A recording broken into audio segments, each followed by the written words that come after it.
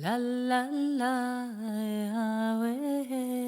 hey, hey, hey, hey, oh, ay, ay,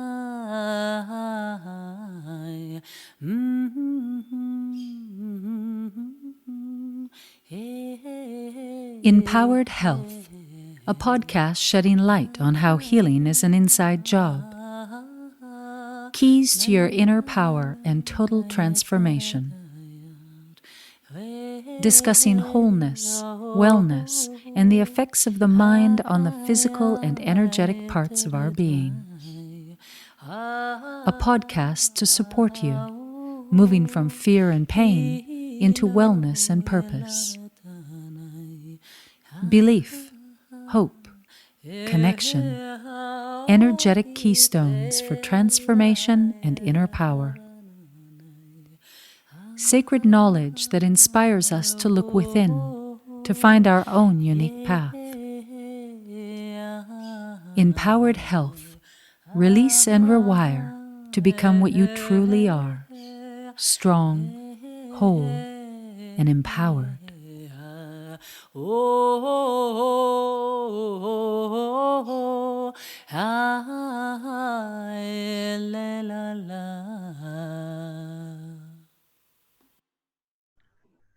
Hi everyone, this is Jayne and Shel, your naturopathic doctors, here to inspire and support you on your journey. Today we have Dr. Divya Chhabra. Welcome, Divya. Thank you, Jayne. Thank you, Shelley. Divya was born in Pune, India. She was introduced to homeopathy at the age of 7 months in the throes of severe colic. The pediatrician suspected surgery might be necessary. Her mother, in calm desperation, opened a book on homeopathy and purchased the first 3 remedies that matched her symptoms of colic. The second was what we call the bullseye simillimum, and the colic was history. Perhaps from there was born not only the passion for homeopathy, but the quest to find the perfect constitutional homeopathic remedy for the patient. Divya graduated as a gold medalist from CMP, Homeopathic Medical College. She did her MD from DKMM, Homeopathic Medical College, and she did a residency where she gained valuable information as an ICU experience. She states that diagnosis is a mathematical skill along with experiential instinct. She's had many great mentors, homeopaths, internal medicine doctors, and neurologists. Her dedication to the quest for perfection is a constant, and the exploration of the unconscious mind as a controller of disease patterns has led to the methods lead to the simillimum and finding the bell, which is the understanding of disease based on the Pavlovian model of neural circuits. Divya has an unwavering dedication to her patients and has been teaching all over the world for 26 years. A tea addict, a classical dancer, an avid reader, a tennis aficionado. Welcome, Divya, a brilliant homeopath. Divya, it's so nice to have you here with us. Thank you for having me here. It's an honor. So let's just start with some of the history that brought you to the understanding of the link between the unconscious mind and physical illness. My understanding of this link is part of the journey that a lot of us homeopaths have taken, and it is also the journey of homeopathy. For we began understanding homeopathy as the peculiar symptoms that we need to pick to understand and prescribe for the patient's illness. Modern medicine understands disease as a common group of symptoms that leads to a diagnosis. In homeopathy, we look for those symptoms that are not the common symptoms, those symptoms that the individual patient has that defines his peculiar individual state that is being expressed through this disease pathology. As we prescribed as homeopaths for these peculiar symptoms beyond the common symptoms, we had some fabulous results. But as we began to study a little deeper, we began to also see failures. Like in every field in life, failures are our best teachers. And as on one hand, we saw brilliant results with the prescription of these peculiar symptoms, we began to wonder then why these failures? As we began to look at these cases, we began to see that there is a picture behind the picture. And the recognition that there is a reality that we see in the outer world. There is a group of symptoms that is seen on the outside, but they are a reflection of something completely different that one sees within. This understanding was a great leap in the prescription and the success rate of cases. For now, when we took the symptom similarity, not based on the peculiar symptoms that we see on the outside, but seeing how these peculiar symptoms were reflections of a different hidden picture or the state, as we call it, inside the patient, we began to reach closer to the bullseye simillimum.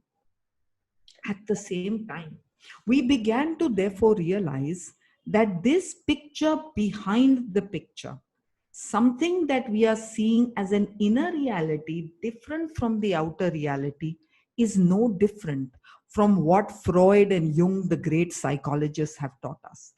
And then I was reminded of Jung's favorite statement that had always had an impact in my life. If we do not make the unconscious conscious, it will rule our lives, and then we will call it fate. I modify that to say, if we don't make the unconscious conscious, it will rule our lives and create what we call disease. And thus I began to see that this picture behind the picture, which is helping us to get to the simillimum and good results in the cases, is not different from what Jung talked about as an unconscious or the shadow that is behind this outer reality. From there on, the understanding of psychology and the unconscious and the journey of homeopathy took parallel and very interesting paths to the point where we are today. As I began to then see cases and see them from their emotional and mental sphere, we began to see that in the cases, patients suddenly used words or phrases that had nothing to do with what we were talking about. The classic Freudian slips. And then I began to wonder where these slips were coming from. As we did a word association and asked these patients to dissociate from the outer reality and follow these slips of the tongue, they took us to an inner delusional reality which was so far removed from what was happening outside. They took us straight to their unconscious and the world that they inhabited within that unconscious. It is this inner reality that then threw out those peculiar, rare, queer, irrational symptoms that made no sense.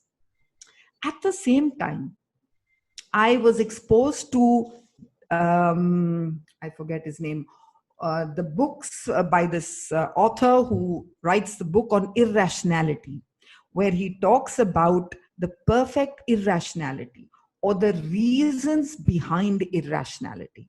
And then I realized here is this sociologist from Stanford talking about the same thing that psychologists and homeopaths talk about. He talks about how in the world of sociology, economics, When we think that our decisions in life come from our conscious, thoughtful, intelligent brain, our key decisions actually are totally governed by some irrationality within this unconscious, and we don't even know it. Along with this was The Biology of Belief, Bruce Lipton's book, Candace Pert's book of Molecules of Emotion, where she threw open the doors for our understanding of the PNEI system, the psycho-neuro-endocrine immunological central axis link that links the mind and body and has forever now changed our understanding of life, disease, and the human body.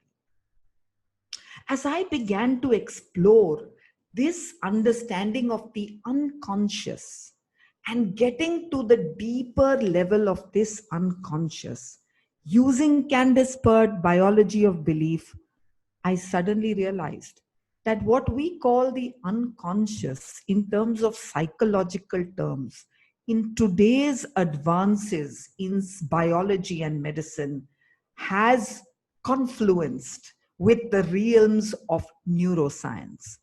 For what we are talking about as the unconscious is not some metaphysical abstract term, but it is actual parts of our brain. It is actual neural circuits with specific kind of functions. Neuroscience today clearly states that part of our brain, the neocortex, is 5% of our conscious voluntary thinking. 95% of our brain works in an automatic, unconscious manner. In other words, we're not conscious of its working. It is these neural circuits that control our body function. It is these neural circuits from where our inherent fight and flight response, through which we still respond in life, come from. And thus we understand that that journey from the symptoms that we see outside or patterns of behavior that we see which we cannot understand, and now we took it to the unconscious metaphysical abstract theme, is actually coming from 95% of this old primitive mammalian and reptilian brain. And thus now we are able to demarcate and delineate those exact areas and circuits from where our disease patterns, both physical as well as the patterns of irrational abnormal behavior, come to. This is the point where neuroscience is today, the point where psychology and neuroscience meet, and the point where homeopathy, neuroscience, and psychology recognize that we are but one and the same. Beautiful. And that's further what I would like now to share with you as to how we can use these neural circuits, how we understand this neuroscience to understand what is this disease, why do we have a particular disease, and how we thus find a homeopathic remedy for it. That's so interesting, because what you're saying is what a person is just going to, normally present, that could be just a compensation or how they're interacting with their reality. But there's something much deeper beneath that through your style of case taking, you very selectively are choosing the things that don't fit. And then can you give us an example, Divya? It's fascinating what you're saying. So, like you very correctly said, that what we are seeing outside is just an outer reality, and actually there is something inside that is resulting in everything. And the thing is, we don't even know what is inside us. The problem is, what is that inside us which is being reflected outside, we haven't a clue. We are in complete denial and hence cannot reach awareness. This is why, in so many cases, counseling would fail. This is why, in many cases, with people trying to look within and trying to understand themselves, they reach a block. This block is that door between the conscious and the unconscious. And that's the one we are able to leap over, that block and that obstacle, using a homeopathic remedy. The example that actually made me fully experience and recognize what this dichotomy is and how to move into this direction is my favorite story, which I call the story of the peach. I was talking to a group of healers of different forms, naturopath, homeopath, and one of them told me about a case that she heard in a conference. This was a patient who had severe peach allergy. It was a woman who was today about 50 years old and suffered from severe peach allergy, to the point that even if in the restaurant there was fruit salad cut and the same knife was used to cut the peach as it was to the apple, she would break out into a tremendous rash, go into an anaphylactic shock reaction, had to be rushed to the hospital. By itself, the peach allergy is unusual, and her response was dramatic. This patient was unusual in that she knew when her peach allergy started. About 10 years ago, her son had been in a really terrible accident. And they weren't sure for the first few months whether he would live. After the first few months, they didn't know whether he would be a vegetable or he would just be a comatose person or actually become conscious. After that, they didn't know which parts of his limbs he would still be able to use. This process and trauma went on for over a year. The son, of course, right now is completely well. But our patient knew that it was after this accident that her peach allergy started. There was no issue that she had with peach before that. Therefore, she was a right candidate for counseling. So she went to a lot of counselors, lot of different healers, because she knew where this grief, this trauma was connected to the allergy. This she knew. And different modes were tried to help her overcome this connection between the allergy and the trauma. It didn't work. She tried homeopathy, she tried different forms of counseling, nothing worked. Until she went to a young new counselor who was exploring different avenues, and he did something different.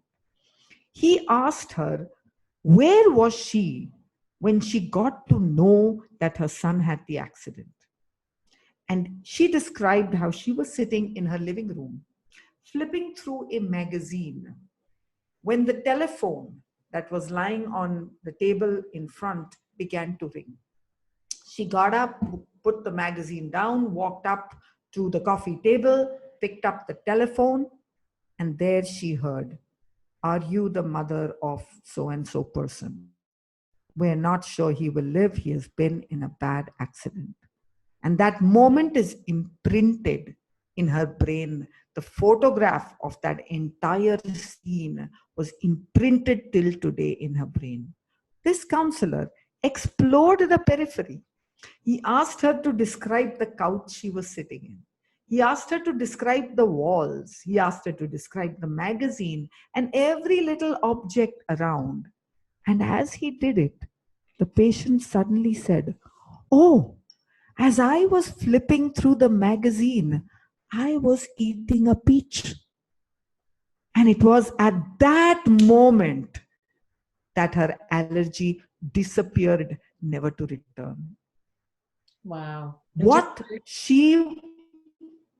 that counselor was able to do, which so many others were unable to do, completely opened my eyes to what we had been missing all the way. Here in the background, in her unconscious, was this peach, which she had no memory of. While involved with the emotion and the trauma, she didn't even remember that there was a peach.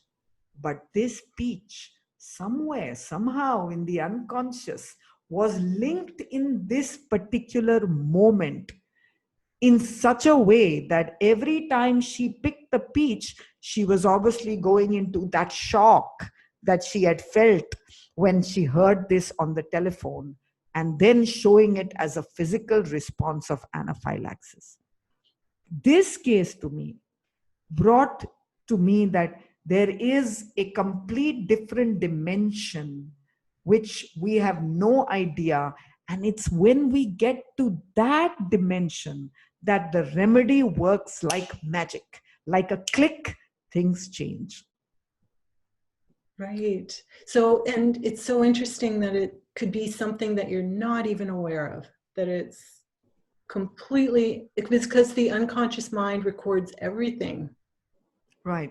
And the thing, Jane, is it's not just about what we may not be aware of. It is something we are not aware of. Another example that I use is the one that you and I both have used at some point or the other. If a person suffers from post-traumatic stress disorder, say he was a prisoner in a war situation and he was being tortured, and he was tortured with a gun and a knife, right? As he comes out and he's free, for a while, 6 months, a year, every time a knife clatters, he goes into panic reaction. If he walks into a toy store and a kid suddenly goes boom, boom, boom, he goes into a panic reaction with a gun, toy gun, right? But he knows, he understands that this is linked to his fear and his trauma with the gun and the knife. And because he knows it, it gradually goes away. But in the same room, while he was being tortured with this gun and the knife, was on the side a wire black dustbin with a crumpled paper on the side. This he doesn't remember. It's not important. His conscious brain does not register it because it isn't linked to the torture. This brain works efficiently. It only picks key important things. And the important thing is torture, pain, the person torturing him, the gun and the knife. This waste paper basket has nothing to do with it.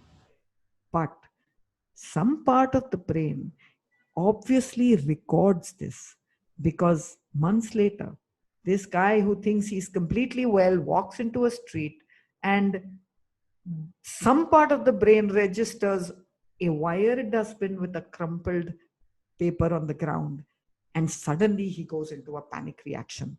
And he looks around for the gun and the knife, and there isn't any. And this is worse because now he doesn't even know why he has this problem. And therefore, the key trigger, the key problem that is resulting in our disease is one that we are not aware of. Because the moment we know, we can sort the problem. It's only when we don't even know it that we can't solve the problem. And that's the scenario that we find ourselves so often in life. I think as we live life, there are three main things, right? One is you're living life there are moments when we live life in full conscious control, right?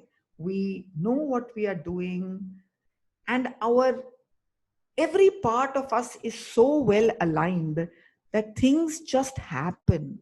They flow. We are in the flow, and they just fall into place. Then there is those other times where we struggle and we use our conscious brain to discipline ourselves and make sure we are doing things. But then there are those others where suddenly we are overwhelmed. Everything in life seems out of control. Nothing is happening the way we want it. We want to go right and we end up going left. We wanted to do this and something else is happening. These are the times when we are totally under the control of this unconscious impulse object that we haven't any clue about. And this kind of case led me to look deeper into the actual brain circuitry to understand what's happening here. Mm-hmm. Well, that's happened to all of us, hasn't it? Where we've been in this state that we're like, well, we planned on going left when we went right. And that's exactly what Jung said, right? Jung said that if we don't make that, if we are not aware of that unconscious, it'll just lead us in an own direction, and the life will be done, and we'll look up and say, where have I come? What I wanted to do and where I am right now. Well, and also, like, this has brought up such a light bulb moment, because I've seen so often that, people have the best of intentions, but perhaps they're attracting these very deep circuits within their unconscious mind without even knowing Absolutely. it. The person who just is like, I don't know why I have such bad luck. Absolutely. That's the key thing. You don't know it. The first difficulty for all of us to understand and accept our disease problems is to recognize that there's a whole lot of stuff happening that we haven't a clue about, right? And this stuff is not an imaginary theory, right? Our brain, these two parts of the brain, the 5% neocortex, is what is unique to us as Homo sapiens, right? As we've evolved into this creature with this modern society, this 5% new hard drive has come on and got attached to the rest of the brain. It's unique to us. It allows us to think, ideate, make plans, go to Mars, create analysis, do creative things, innovative things.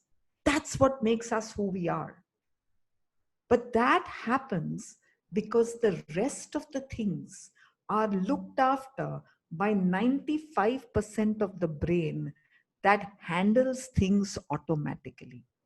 This 95% of the brain, called the primitive brain, because it comes from the orangutan, chimpanzee, Neanderthal man, Homo erectus, they all had this part of the brain.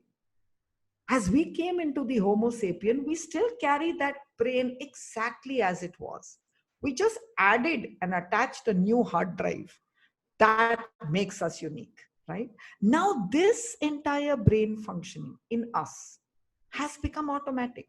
It just does its own bit, thus allowing us to focus on this 5%, to create, to ideate, to make this entire world around us. Therefore, this denial, this not being aware of, is actually in many ways efficient. It's needed because you don't want to wake up every morning and say, heart, please beat. Okay, now today I'm going to breathe. All right, today I'm going to peristalsize. Okay, today please mitral valve open, close. That would, our entire lives would purely go into looking at our different body functions. The only way to allow these complicated, super efficient, well-timed machines, that is our body systems, to do their bit superbly and yet allow us to create an ideate, is to make this part of the functioning automatic. So this 95% of the brain functions like a pre-programmed system that works without us looking at it. And therefore, when there is a problem over here, we don't even know it because we are not looking. You see, so we don't look, we don't know, and the problem continues. And we keep trying to solve the problem by thinking about it, by analyzing it, by understanding it, without realizing that the whole problem is right there, which we don't even look at. This part of the brain, one part of it controls our body functions, allowing them to be automatic. The other part of the brain has our reflex actions. We put our hand in hot water, we pull it out. A child is given a bitter thing, spits it out, right? Because in the wild, as the primitive man would eat berries, He didn't know which is poisonous, which is not. All poisons are bitter. And hence it was a survival reflex that if you put something in your mouth and it's bitter, you spit it out so that nothing bad will happen to you. Thus, this part of the brain, apart from body functions, worked with reflex actions. The third part of the brain created new systems. As a child is born, we don't know language. We don't know how to walk. We don't know what things are called.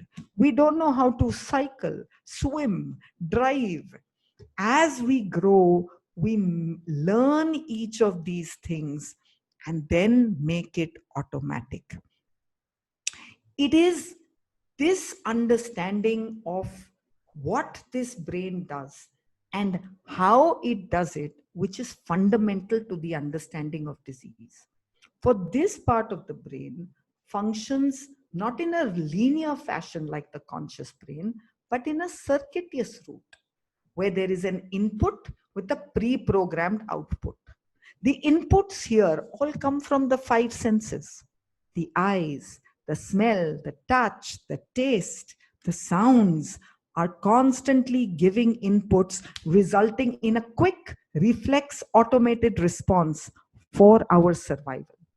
Thus, the language of the conscious brain is thought and emotion, but the language of this automatic brain is the five senses. This part of the brain also forms new circuits.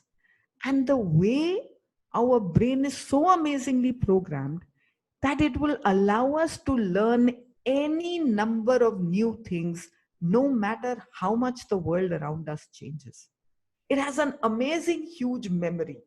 The computers are patterned on it. So, for example, if a child has to learn what's a dog, right? Different neurons will join with each other, forming a circuit. So a neuron for triangle shape will join to form the face. Then the neuron for fur. Then a neuron for four legs and a tail. Then a neuron for woof.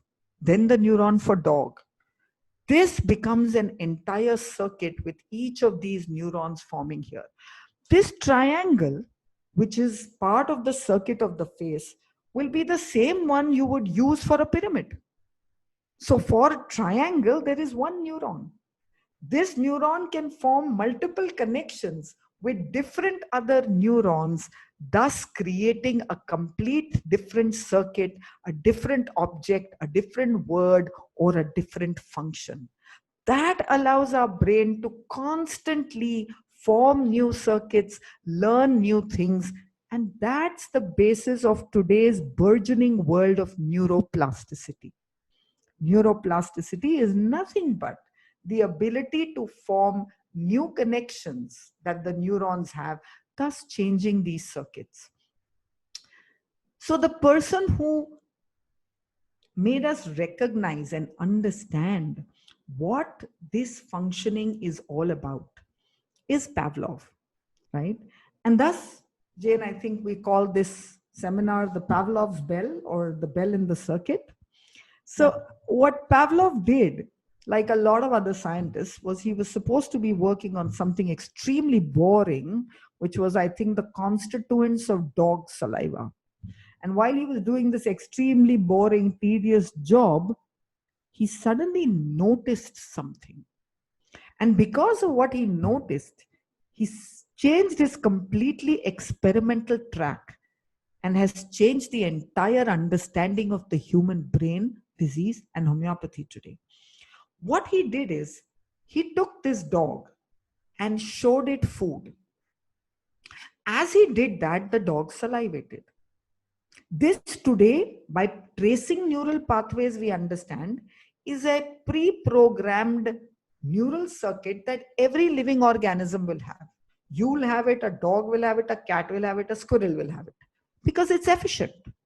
If I or you or the squirrel see food or smell food, we start salivating, because saliva is the first enzyme of our digestion.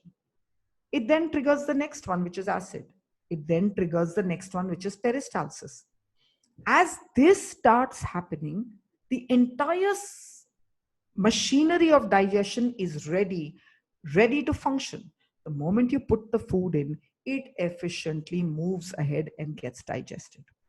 Now what he did is, every time he gave this dog food, he rang a bell. Food, bell, food, bell. And he repeated it. He repeated it. He repeated it.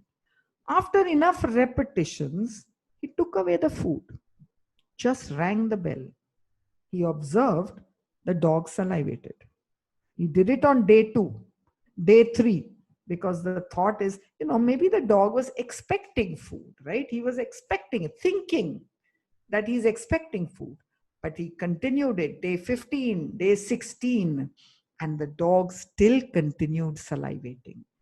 Thus, he proved very clearly that this involuntary circuit, which is part of the automatic brain, can get corrupted by a random object in the periphery, which is happening at the same time and repeatedly. So if we have an inborn circuit and we, on the side of that circuit, keep another stimuli repeatedly there, it will corrupt this circuit. Why do I call it corrupted? Because the bell is not efficient in a digestive circuit. It has no reason to be there. If every time a bell rings, I feel hungry, how is that efficient? Because there won't be any food. And thus, if we replace this dog with a baby, whom we begin to feed at 9 o'clock, 11 o'clock, 1 o'clock, 4 o'clock, let's say coincidentally, this baby lives next to a school. Across the road is a school. The school bell rings at 9 o'clock, 11 o'clock, 1 o'clock, 4 o'clock. This bell will become part of the circuit, just like it did in Pavlov's dog for this child. Now, if this child grows up and becomes a station master, and at the age of 40, he gets promoted to Grand Central Station, New York, where a train now comes every 10 minutes, and the bell will ring every 10 minutes as the train stops and the train leaves, this corrupted circuit will now get activated. As it gets activated, acid will form every 10 minutes. As the acid will form every 10 minutes, he will but get an ulcer. And this, therefore, is why this particular individual, when he got into a stressful new job, gets an ulcer. Not just because of the stress, but because in this new scenario, in that periphery, is that trigger object, like the peach for that lady with the allergy. Here is the bell for this person that is triggering the bell in his digestive circuit that formed as a child and now creating this problem of the ulcer. As we understand that, we realize that this is the root of disease, that as we keep forming new circuits in childhood, if there is some random object that is repeatedly there in that circuit, or if there is a situation of great emotion, trauma, fear, excitement, happiness, any of these release the neurotransmitters that Candice Pert called molecules of emotion. The release of these molecules of emotion works as a strength or a strengthening effect on this circuit, where repetition may not be needed. Like in this woman with the peach was not there in repeated circuits of trauma, but that trauma was strong enough to release enough neurotransmitters to make this into a firm circuit just in one stroke. And when this happens in childhood, with a big trauma, if there is something in the periphery, that peripheral object, which has nothing to do with the trauma, gets linked into this circuit. And as you go ahead, whenever this traumatized person sees that innocent, innocuous thing which was in the periphery, in the world around him, it triggers his circuit again. and strengthens that circuit even further. And this is why when these circuits are stimulated, the behavior of the person to us who are watching looks completely irrational, doesn't make any sense at all. Even to the person, he would often say, the person who is in the grip of that kind of reaction will say, I don't know why I was behaving like that. I don't know what I caught over me. It's like I was possessed. He is possessed not by a spirit, but by that circuit which takes over completely, and he hasn't a clue why. Right?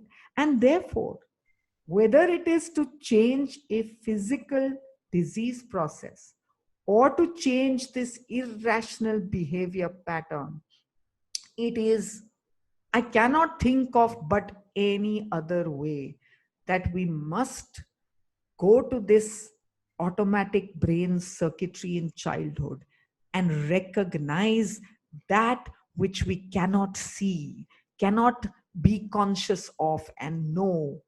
And it's only when we make that conscious that we can get it out of the system. How do we get it out? One is you give the homeopathic remedy. The second is by conscious awareness. Our body systems are highly efficient, as I told you. Every circuit in this automatic brain has one neuron coming from that 5% conscious brain. And the nature of this neuron is inhibitory, which means if we stimulate this neuron, it will inhibit that reflex. That's its natural function. So if there was a bell that has got into a circuit, and now I'm aware of it, every time that bell rings and I'm hungry, I say, no, this is not connected to food. I break the circuit. As I repeatedly break the circuit by inhibiting it, it no longer remains a valid circuit. It doesn't have the intensity and now is not going to control and create our disease patterns.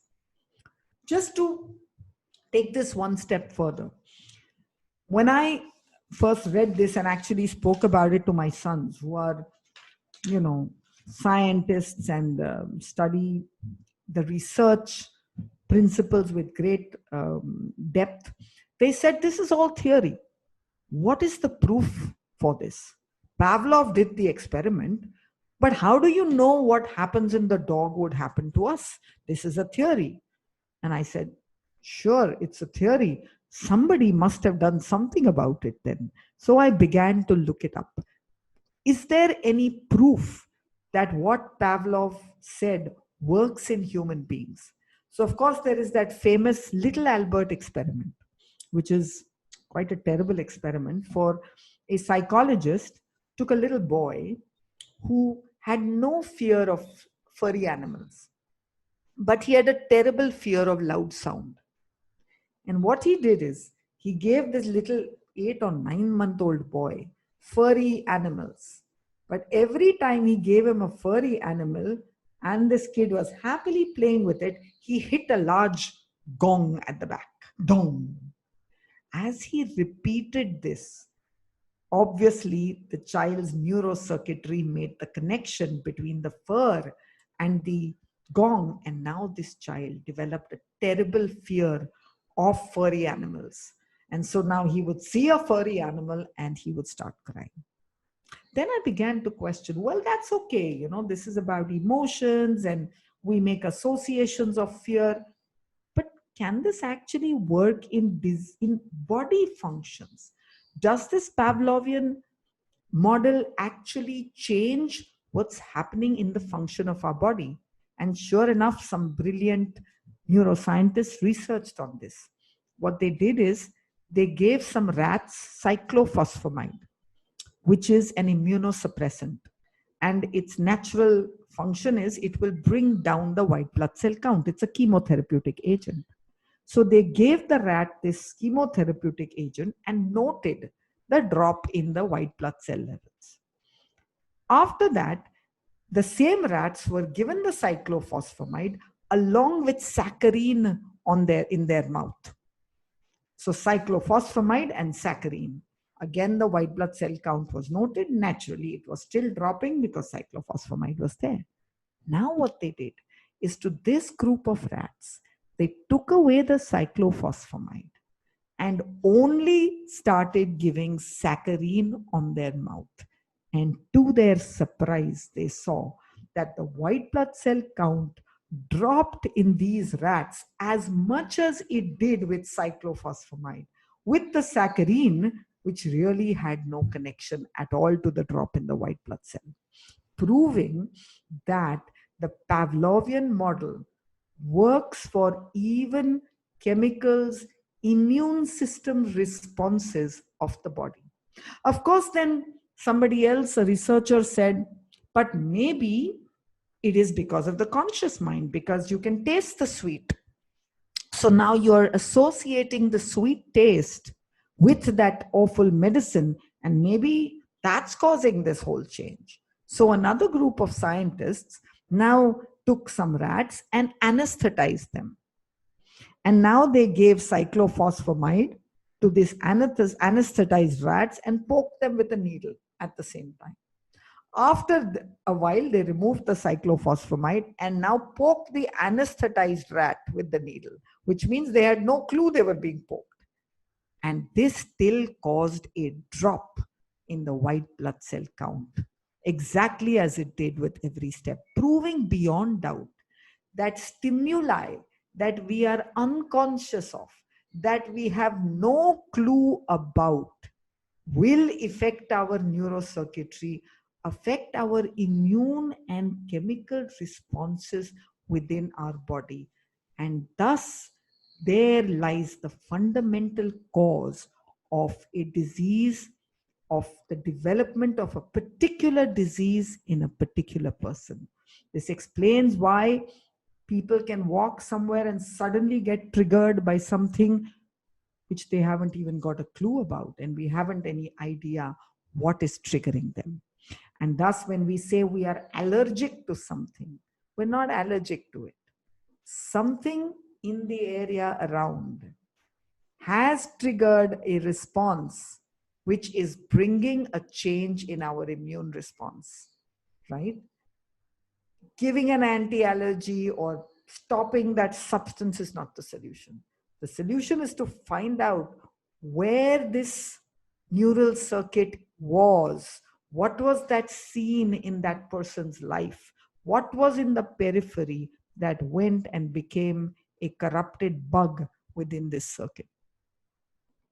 A question that many people would then ask me is, how would a person remember? You come up to the age of 50 and you say, okay, let's go to your childhood circuit. How the hell are you going to remember the childhood circuit? And we've just said that we have no idea of what the thing was. So how do we access it? As all this development is happening in homeopathy and psychology and neuroscience, another amazing development was happening in the field of neurosurgery. For they began to do what they have been doing for some years, what is called awake surgeries. So surgeries for tumors or very sensitive small areas in the brain, when we need to take out a part of that particular brain tissue, we have to be very careful that we don't trigger any other or injure any other parts of the brain. So the patient is kept conscious, which is fine because there is no pain receptor in the brain. So the patient is kept conscious through the surgery to make sure you don't damage any parts of the brain while doing the surgery. Accidentally, a surgeon touched a part of the brain.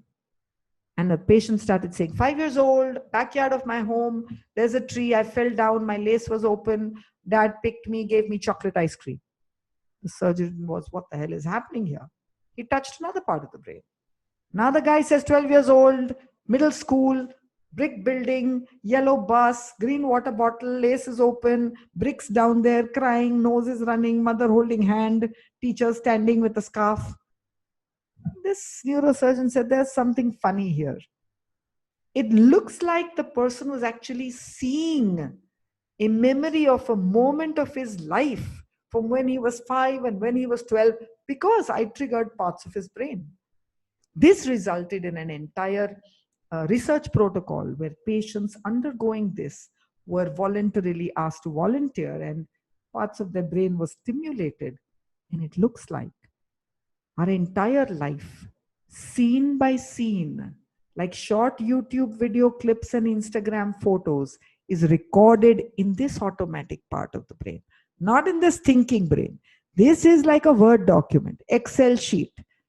This automatic brain and its limbic system records scenes from our life, short YouTube video clips, which are randomly stored, not in order. You can't call them out like day 1, day 2, day 3. They get stimulated and opened like photographs from a photo album through visual, smell, taste, sound.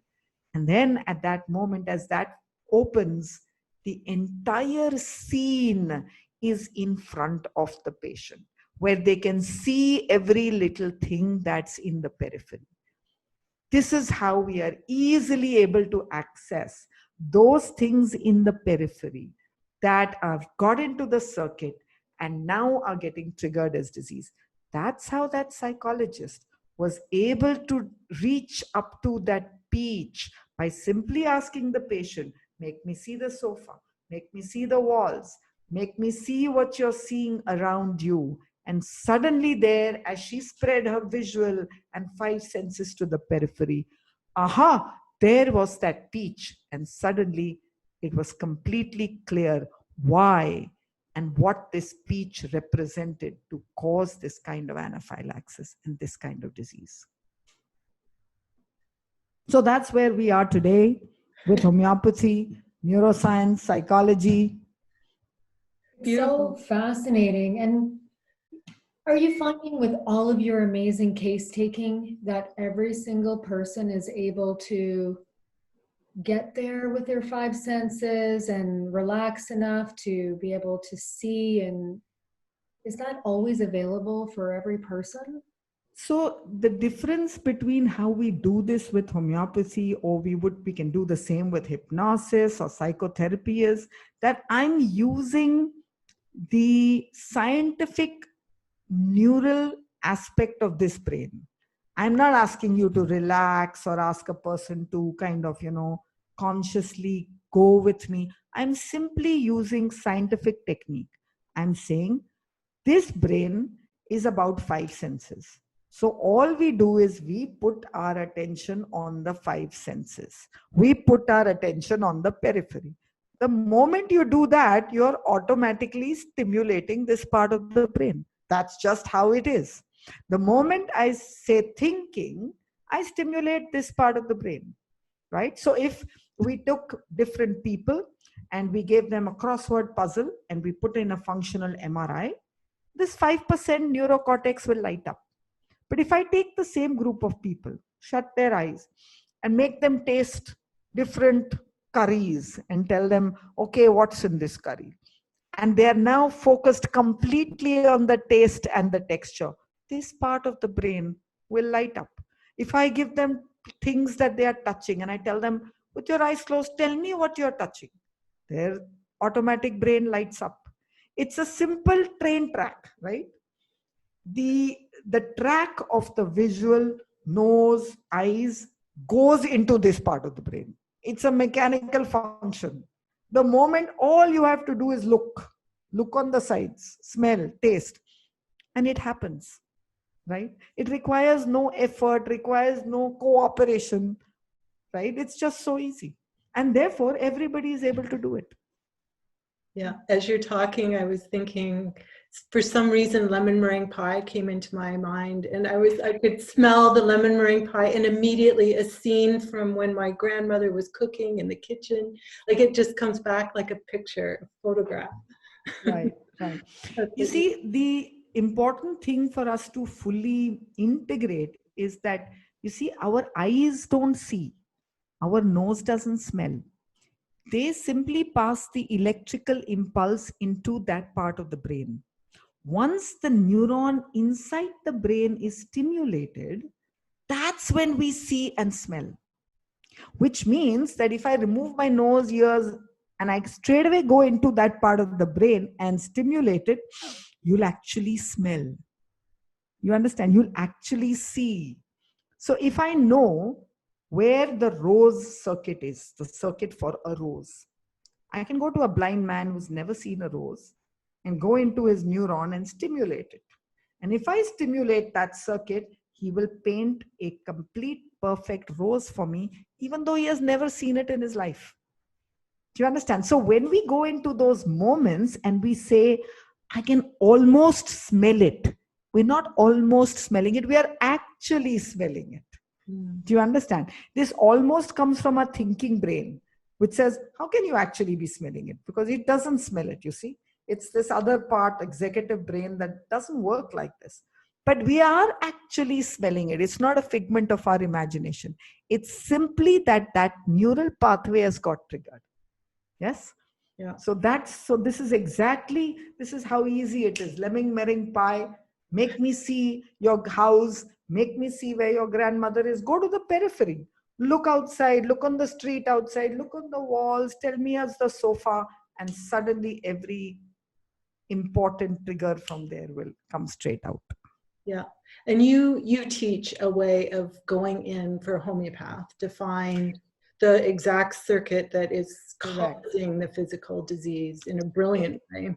It's exactly how I just spoke it to you. It's the same thing. I give this explanation to the patient, and I'd say, now we focus on the 5 senses, periphery, say the first thing that comes, and now go to the flashbacks. Then I take the symptoms that they have in the moment. I see what's the area around, what's the trigger area. And I note every object in that trigger area. Then we trace it back through denials in the background, because we know denials all come from this automatic side of the brain. And we go to the childhood circuit, usually around 4, 5, 6. And as the person describes the visual, describe being the wrong term, sees that visual, smell, taste, suddenly you can clearly see, this is what got messed up in this circuit. And now it's got triggered at this particular place, thus causing that disease to happen. In homeopathy, we take this further to the peculiar symptoms now that the disease is showing. And to be very sure, we confluence that metaphorical bell or pitch in the case with the actual peculiar symptoms that the patient shows in their physical symptom. This completes the entire circle, ties every loose thread, and removes any chance of error that may come to find the bullseye simillimum. And then what you do, Divya, is give a remedy that breaks the circuit. Right. Yeah. So the remedy, now this part as to how it does it exactly needs experimentation. To be able to, my ideal is at some point, I do want to meet, and I am contacting neuroscientists. And if we can now see with newer equipments that when we give the homeopathic remedy, which neural circuit is getting triggered. My supposition, every research begins with a supposition, is my supposition is that the remedy is stimulating the inhibitory neuron that goes from the conscious into the problematic circuit. As we keep repeatedly stimulating that circuit breaker, this circuit falls to the wayside. So my working hypothesis is if we are able to give the remedy and trace which circuit, this is where it will be going to. We should be able to light up the inhibitory circuit, inhibitory neuron, and the circuit it's going to. Yeah. How beautiful will that be? So in this particular example, the remedy would say, when you hear a bell, do not release acid from your stomach. Right? That's what the remedy in your example. Oh, yes. That's what the remedy would do, is when you hear the a bell, remedy would do not yes, release. do not Yes, perfect. acid from your stomach, and Absolutely. that's taking Absolutely. that. Yes, it'll just break. Actually, do not is a conscious thought. You're absolutely right in the explanation. But in actual, the circuits are like electrical wires, like they are wires. Our neurons are like wires. They pass electrical current. So they are like an electric circuit. So when we give the remedy, here's one round circuit, right? And now show one wire that's coming into this circuit, right? This wire, the remedy is going to make electrical charge pass through this wire and break the circuit, right? It works exactly. It's a circuit breaker. In terms of physics, it'll be a circuit breaker. Yes. In terms of actual work, if we were to do it, then we would say, every time you hear a bell, don't release the acid. It's not about food. What you would say is the bell is not food. Actually, if you were to consciously work on it, because we can't control acid, we can't tell the acid to stop. What we would say every time the bell rang is say, bell does not mean food. Right. Bell does not mean food, right? And as we say, bell doesn't mean food, the acid will not release. Yeah. Yes. How It's valuable. amazing. It's How amazing. many patients have we said that have high blood pressure? You just need to relax. Yeah. And here they are on the beach in their total stress state, relaxing in their mind, right? Right. Right. Just it doesn't work because that's like a conscious thing, and the entire circuitry is in the automatic. Its solution is in the automatic. You can't use the rules of the conscious mind to work it. It doesn't work like that. Exactly. Yeah. So valuable. Right. That was a beautiful, beautiful explanation. And I just think of all of the patients that we've all seen who have so much stress in their life. And possibly, as you know, we get older, we just have more of these unconscious triggers. Absolutely. Releasing cortisol. And eventually you have a physical reaction that is in every individual unique form of disease, right? Right. You brought up a very good point. So if I may take a few minutes more and just, qualify that, and because I think it's very important in today's world. You see, our automatic brain has what is the hypothalamic, the pituitary hypothalamic adrenaline axis, which is our fight and flight response, right? Our responses to stress are based on this. So this automatic brain, which was geared up for our survival in the jungle, for the primitive man to survive in the jungle, whenever there comes a sudden tiger sound or a rustle, that's a snake, instant response, blood pressure goes up, heartbeat will be faster, you will breathe faster, the hands get cold, the muscles will tense, and you're ready to run. This kind of response is a burst, intense, short span. Post that, it stops, the vagal, the parasympathetic nervous system takes over and brings everything back to normal. Another few weeks, nothing happens until the next wild animal comes. And again, everything is completely at its peak action, and then brought back to normal. This is how our system is geared up to respond. Now we have changed our jungle. The jungle outside is different, and it has changed very rapidly. In a few thousands of years, we've moved from the jungle into this civilized area. For the brain and the body to change takes billions of years of evolution. And hence, efficiently, all we did is, okay, let this guy stay as he is and do the rest of the work he's doing. Just add a new hard drive to let us function in this new world. Do you get it? Mm-hmm. But the problem is, our stress pathway and stress response is still in this part of the brain, and it's still that same one stress pathway. Which means it doesn't matter if it's COVID. It doesn't matter if your car doesn't start. It doesn't matter if you lost $10. It doesn't matter if you fought with your friend. each of these stresses triggers that same response, which is tiger is out to get you, run for your life. Right. Do you understand? Now, these kind of stresses in our world around are constant. Every day there is something happening. If it's COVID today, it's something else tomorrow, something else tomorrow. It's a non-stop scenario. The system doesn't get a chance to settle down. And that's what is lifestyle disease. That's why diabetes, blood pressure, hypertension, anxiety all the time. Because our system is now working on a constant fight and flight response. It's never been allowed to come back to that parasympathetic. It's forgotten that that system exists, right?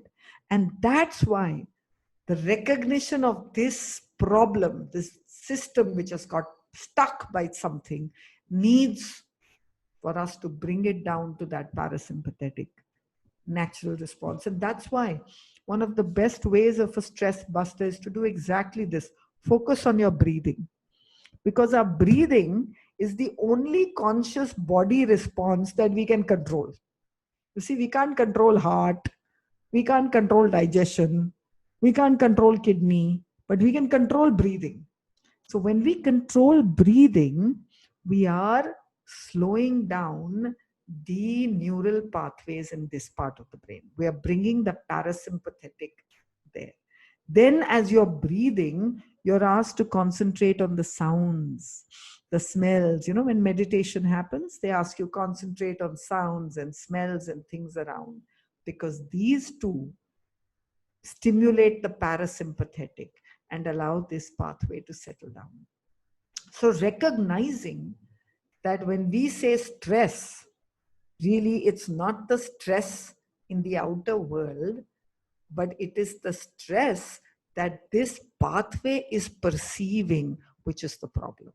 There is no tiger, but this neural pathway thinks there is a tiger all the time there.